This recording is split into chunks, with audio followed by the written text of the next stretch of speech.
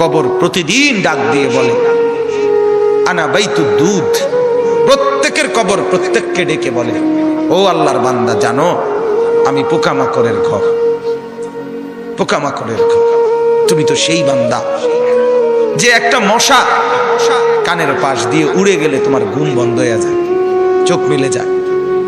একটা মশার গুনগুন আওয়াজ সহ্য করতে পারো না।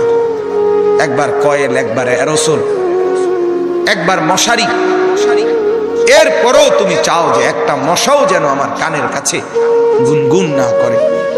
তো 5 ঘন্টার ঘুমের জন্য, 6 ঘন্টার ঘুমের জন্য বান্দা এই যত্ন নিলা, অনন্তকাল কিংবা বছরের পর বছর কবরের যে ঘুম দিবা, পড়ে থাকবা সেই ঘরে, পোকা মাকড়ের ঘর, সেই ঘরে তুমি ঘুমাইবা কেমনে, থাকবা কেমনে?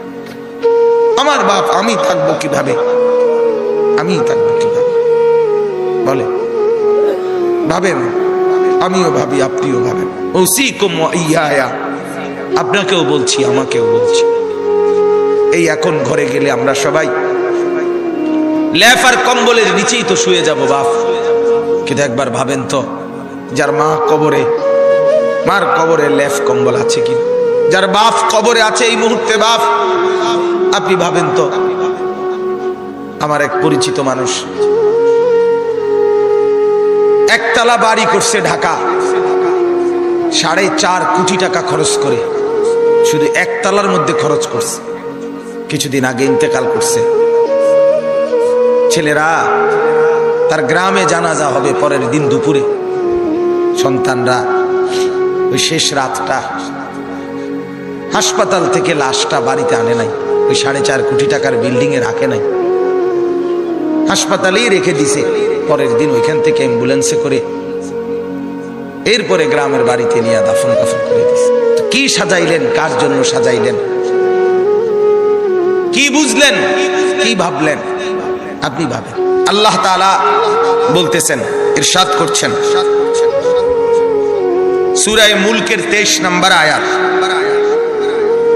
কুল হুয়াল্লাযী আনশাআকুম।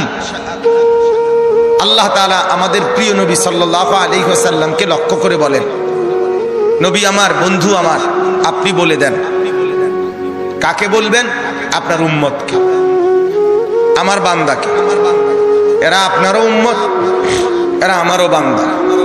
তা আমি তো আপনার কাছে নাজিল করে বললামই, এবার আপনিও বলে দেন যে আপনারও কথা এটা।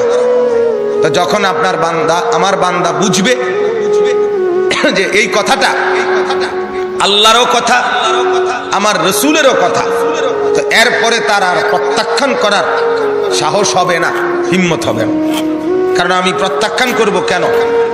আমি মুসলমান, আমি মুমিন, আমি আল্লাহর কথা ফিরিয়ে দেই কিভাবে? আমি রাসূলুল্লাহ সাল্লাল্লাহু আলাইহি সাল্লামের কথা